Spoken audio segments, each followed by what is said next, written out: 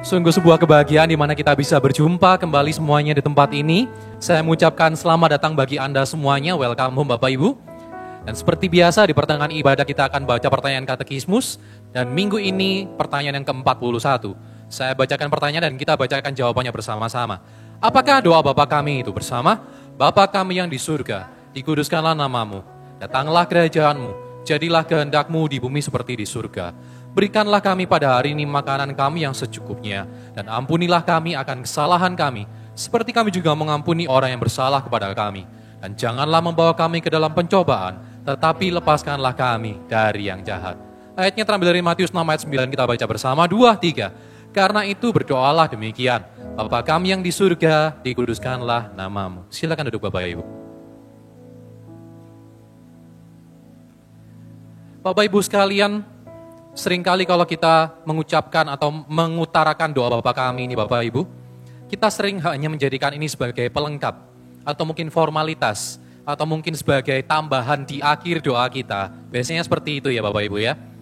Tanpa kita sesungguhnya mengetahui esensi yang begitu indah yang Tuhan Yesus berikan di dalam doa ini Bapak Ibu. Ada esensi tentang hubungan antara manusia dengan Tuhan di dalam doa ini. Mari sama-sama kita pelajari. Dimulai dari yang pertama, Bapa kami yang di surga. Ini menunjukkan sebuah kekaguman kita kepada Tuhan. Karena kita menyadari status kita yang baru. Ketika kita dulunya manusia yang berdosa, kita tidak layak untuk menerima sebuah anugerah. Tetapi Tuhan memberikan itu secara cuma-cuma Bapak Ibu. Dan bahkan Dia mengizinkan kita memanggil Dia sebagai Bapa kita. Dan disinilah Bapak Ibu kita juga dimampukan, di mana kalau kita melihat orang lain yang juga mungkin berdosa, kita bisa bersama-sama dengan mereka tanpa membeda-bedakan Bapak Ibu sekalian. Yang kemudian jadilah kehendakmu dan berikanlah kami. Ini menunjukkan suatu bentuk kebergantungan. Kita dapat menyadari pemeliharaan Allah bagi setiap kita. Karena Dia adalah Allah yang mencukupkan. Bukan menurut kehendak kita Bapak Ibu, tetapi berdasarkan kebaikan dari Tuhan bagi setiap kita. Yang kemudian ampunilah kami, lepaskanlah kami dari yang jahat. Ini menunjukkan suatu bentuk kerapuhan kita. Kita perlu menyadari bahwa ini semua hidup kita saat ini adalah anugerah dari Tuhan Bapak Ibu. Sehingga kita juga dimampukan untuk mengampuni orang lain, sesama kita yang mungkin bersalah kepada kita Bapak Ibu. Dan terakhir, karena Engkaulah yang empunya. Ini menunjukkan sebuah bentuk kemuliaan bagi Tuhan. Di dalam setiap apa yang kita lakukan, di dalam setiap apa yang kita kerjakan, kita perlu mengembalikan semuanya menjadi kemuliaan bagi Tuhan. Dan disinilah Tuhan mengajak kita semua Bapak Ibu, di mana Tuhan ingin kita menyelaraskan hati kita, supaya kita sejalan dengan kehendaknya Tuhan. Bapak Ibu sekalian, doa ini diajarkan kepada kita di tengah segala bentuk keterbatasan dan kelemahan kita sebagai manusia. Sebenarnya, setiap hari saat kita memulai hari yang baru, kita perlu sadar untuk kita perlu sepenuhnya bergantung kepada Dia. Untuk kita menyerahkan kerapuan kita, kelemahan kita kepada Dia. Karena Dia adalah Allah yang senantiasa memperbaharui kehidupan kita. Karena anugerahnya hari demi hari selalu baru bagi setiap kita.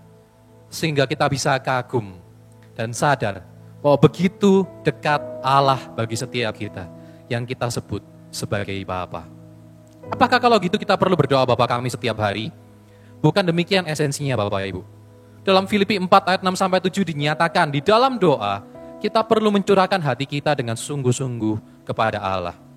Maka dari itu doa Bapa kami perlu dipandang sebagai contoh bagaimana kita berdoa.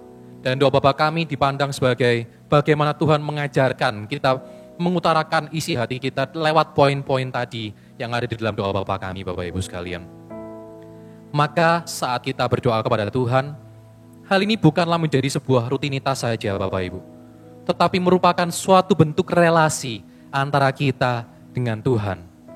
Sehingga kita dapat menikmati setiap bentuk kasih-Nya, menikmati kebaikannya, menikmati penyertaannya, dan menikmati kehadirannya, bahwa sesungguhnya Dia selalu ada, tinggal begitu dekat sebagai Bapa di dalam setiap momen kehidupan kita.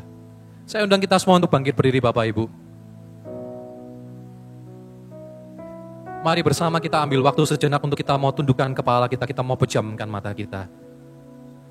Kita mau mengaku dosa di hadapan Tuhan. Mungkin seringkali kita menjadikan hubungan kita dengan Tuhan sebagai hubungan yang tanpa makna. Hubungan yang hanya sekedar mungkin kebiasaan saja, atau bahkan mungkin hanya hubungan ketika saat kita butuh saja sama Tuhan. Mari kita mengaku dosa kita di hadapan Tuhan.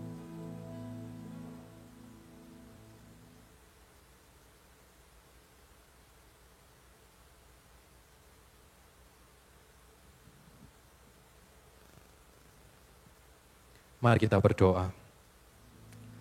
Bapa dalam surga, hari ini kami mengaku dosa di hadapan-Mu Tuhan. Dan kami memohon pengampunan-Mu Tuhan. Bahwa di dalam hubungan kami dengan Engkau, kami sering menjadikan Engkau sebagai rutinitas kami saja Tuhan.